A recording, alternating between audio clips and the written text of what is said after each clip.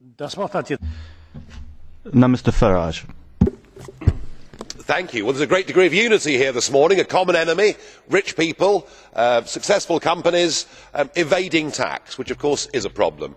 Avoiding tax, which is not illegal, but it gives this whole chamber this morning a high moral tone. And as Mr Barroso says, it's all about the perception of fairness.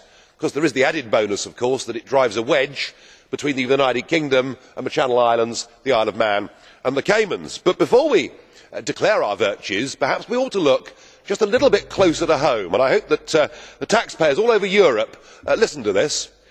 If we look at the officials that work for the European Commission and work for the European Parliament, the highest category are people that earn a net take-home pay of just over £100,000 a year, and yet under EU rules they pay tax of 12%.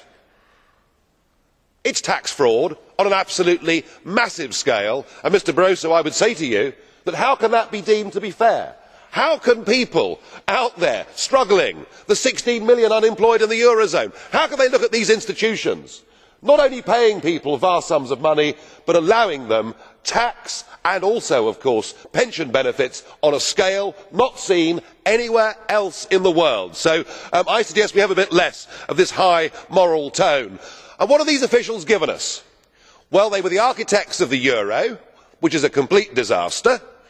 Their obsession with global warming, which chimes very strongly here, means we are despoiling our landscapes and seascapes with these disgusting wind turbines and driving up energy prices. But never let it be said that I can't acknowledge success when I see it, and I am sure the citizens of Europe will all clap and cheer loudly that the grave mortal danger of olive oil in dipping bowls has been removed by the officials. Well done, everybody.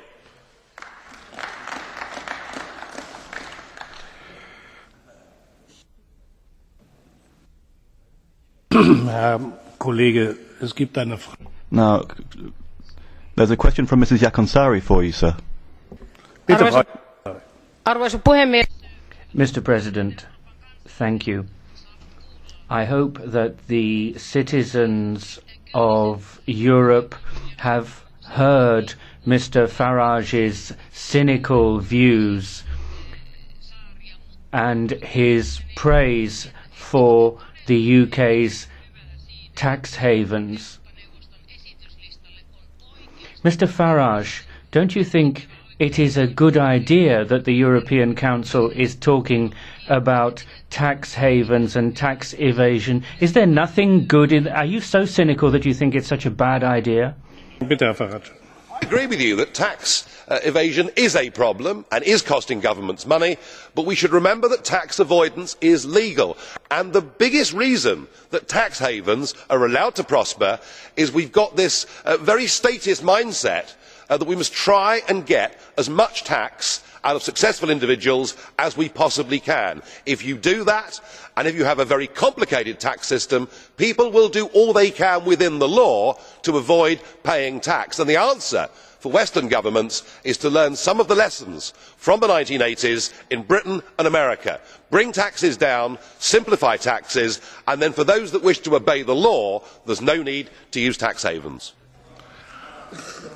Vielen Dank. Das Wort hat jetzt